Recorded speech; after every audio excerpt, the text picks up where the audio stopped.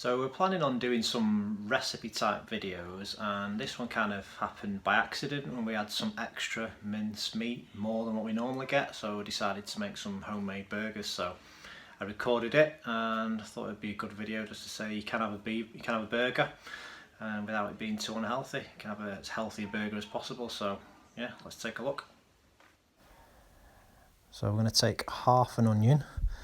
Chop the onion up however you want, it doesn't really matter, but half an onion is equivalent what you need for 500 grams worth of minced beef. So obviously take off all the skin. Now you need to dice up the onion nice and small because you don't want big chunks of onion inside your burger. It's to everyone's preference really. If you like bigger bits of onion, whatever, that's fine, just do that, but I dice mine up nice and small. So obviously I'll speed this section up just so you can see how small I diced it up.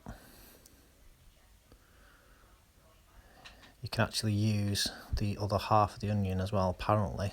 It's supposed to be good for soaking up like diseases and things floating in the air. So Google it, see what you find yourself, but that's what I was told, old wives' tale. So you want to fry up your onion just so it's sort of lightly browned, because obviously if you put it raw into the meat and then you cook it, then you might end up with like sort of more slightly uncooked onion.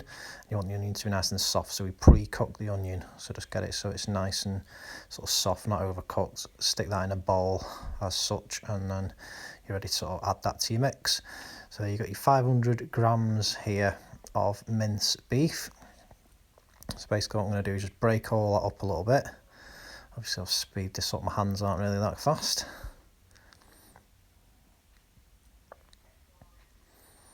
And what I've got is a Jacob's cracker. So I think the biscuit type crackers tend to work better because you can crumble them up. Crackers are quite hard to crumble up and you end up with big flaky bits. By all means, if you want to crush it up, stick it in a bowl, crush it up. So I think this was a Jamie Oliver thing that I found really, where he just said crush up a Jacob's cracker. So yeah, the biscuity ones tend to work a little bit better. So crush all that in. Put a little bit of salt and pepper in as well if you want, which I've got on the side there. You don't want to put too much salt in straight away because that can dry your meat out. But just a little bit of salt and pepper. Stick your cooked onions in, and also I've got one egg. We need to crack one egg in, and then basically mix all that together.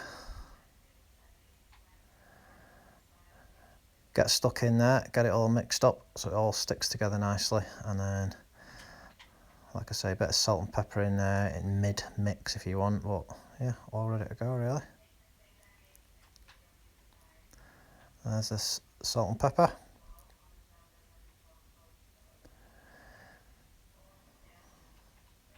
And again, mix all that in just so it's not all sitting on top.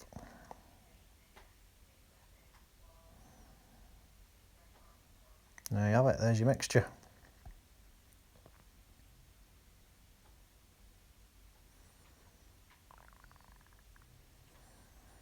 So what you want to do then is just separate it up into size burgers that you want to make. You just basically press it all together, make it into a ball, slap it down on the plate, and then just sort of flatten it out, make sure all the edges are sort of neat and tidy.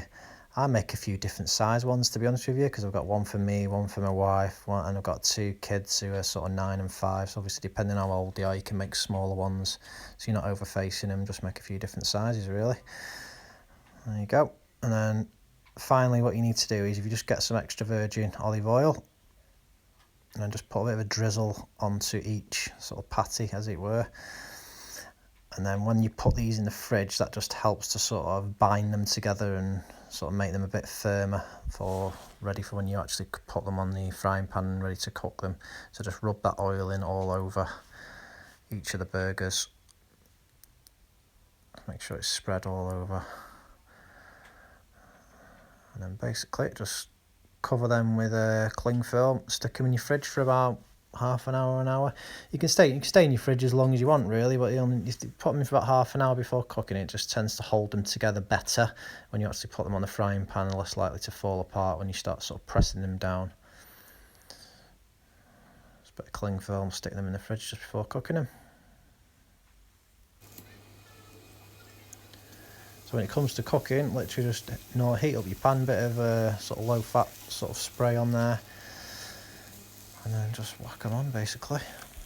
All you want to do is just keep compressing those burgers as they're cooking, just get as much fat out of them as possible, and then obviously just ensure that they're cooking all the way through to the centre. But there you go, really, just 2 homemade burgers. If you can get a healthy burger, it's as healthy as it can be. It's better than going for a takeaway one, but yeah, good stuff. There you have it, wholemeal bun or barm cake if you're from the north.